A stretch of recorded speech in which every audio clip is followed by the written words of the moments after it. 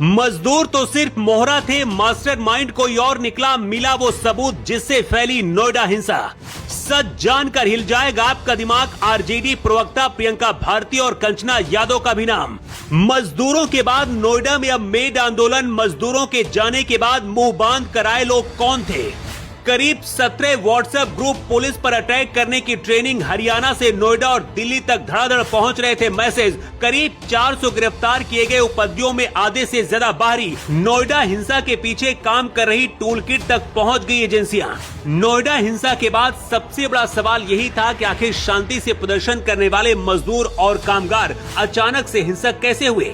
48 घंटे तक police CCTV footage, call detail खंगालने के बाद उन मास्टरमाइंड तक पहुंच गई है जिनकी वजह से करोड़ों का नुकसान हुआ। लिस्ट में आरजेडी प्रवक्ता प्रियंका भारती और कंचना यादव का भी नाम है। मजदूरों के बाद अब नोएडा में मेड भी सड़कों पर उतर आई हैं और आंदोलन कर रही ये महिलाएं अपना पैसा बढ़ाने की मांग कर रही हैं। इसीलिए सरकार अब फूंक फूंक कर कदम उठा रही है। इधर जांच रिपोर्ट में सामने आया है कि प्रदर्शन कर रहे असली श्रमिक शांतिपूर्वक अपनी मांगों के बाद वहां से हटने लगे थे।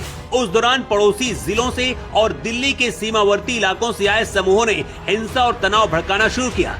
इसका खुलासा तब हुआ जब सीसीटीवी से पुलिस ने करीब 400 गिरफ्तारियां की, जिनमें से बड़ी संख्या में ऐसे लोग शामिल हैं जो ना तो नोएडा के निवासी हैं और ना ही किसी फैक्ट्री में यहां पर काम कर रहे हैं। रात भर में बने व्हाट्सएप ग्रुप में क्यूआर कोड के जरिए भीड़ जुटाई गई। जांच में पता चला है कि बाहरी लोगों ने इन ग्रुप्स में भड़काऊ ऑडियो और फर्जी वीडियो शेयर कर लोगों को उकसाया।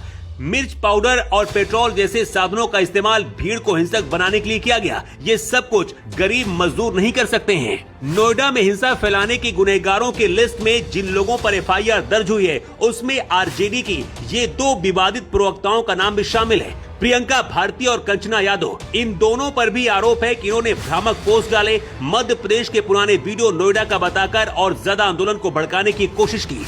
वैसे आरजेडी की इन दोनों प्रवक्ताओं का विवादों से पुराना रिश्ता रहा है। कुछ दिन पहले कंचना यादव के उस वीडियो पर भी विवाद हुआ था जिसमें वो कह रही थी कि यूजीसी कानून के तहत जानबूझकर सवर्णों को फंसाया जाना चाहिए। नोएडा पुलिस के मुताबिक आरजेडी की राष्ट्रीय प्रवक्ता प्रियंका भारती और कंचना यादव ने अपने सोशल मीडिया हैंडल से एक वीडियो साझा किया। वीडियो में पुलिस द्वारा एक व्यक्ति की पिटाई की जा रही थी, जिसे नोएडा के प्रदर्शनकारी मजदूरों के साथ हुई हिंसा बताकर पोस्ट किया गया।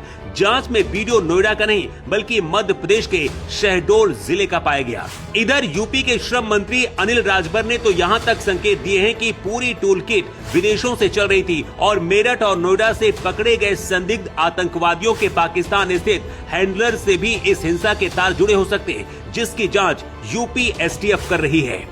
अब यहाँ सबसे बारीक बात जो समझने वाली है वो ये है कि प्रदर्शन करना ठीक है, लेकिन पुलिस को टारगेट करने के पीछे क्या वजह होगी? पुलिस का काम होता है लॉ एंड ऑर्डर को संभालना, लेकिन यहाँ पर पुलिस को ही पहले टारगेट किया गया। मजदूरों की जो मांगे थी उन्हें एक दिन पहले प्रशासन मान चुका था। कंपनियों को सरकार ने ऑर्डर दे दिया था, लेकिन इसके बाद भी अगले दिन हिंसा हुई। मतलब मजदूर और श्रमिकों की आड़ में यूपी को सुलगाने की पूरी तैयारी थी, क्योंकि सिर्फ नोएडा ही नहीं बल्कि गाजियाबाद, गोरखपुर, हापुड़, बुलंदशहर और आसपास के जिले भी इसकी चपेट में थे। सीसीटीवी में कुछ ऐसे लोग भी मिले हैं जो पथराव और हिंसा के दौरान नकाब पहने हुए नजर आए। क्योंकि ये भीड़ बाहर से बुलाई गई, इसलिए अपनी पहचान छुपाने के लिए शायद ऐसा किया होगा। पुलिस ने करीब 400 लोगों को हिरासत में लिया है, जिनमें से एक बड़ी संख्या ऐसे लोगों की है जो दूसरे राज्यों से हैं और यहाँ पर वो नौकरी भी नहीं कर रहे थे और न ही यहाँ की किसी कंपनी से उनका रिश्ता है। ईरान में लगी आग का सबसे ज्यादा असर नोएडा को झुलसाने में हुआ। गैस और खाने पीने का सामान महंगा होने की वजह से श्रमिकों पर बोझ बढ़ा, जिसकी वजह से प्रदर्शन करने के लिए मजबूर हुए और ये जायज भी था।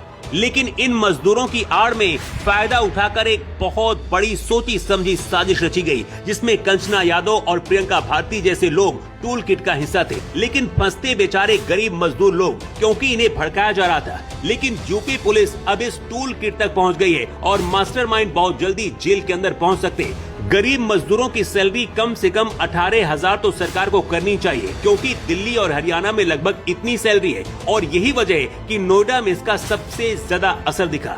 मजदूरों की आड़ में हिंसा करना, जिसकी वजह से आसपास के लोग और गरीब लोगों को भी नुकसान होता है, क्या ये सही है? और ऐसे लोगों पर कैसी कार्रवाई होनी चाहिए? अपनी राय आप कमेंट बॉक्स पर लिखकर जरूर दें।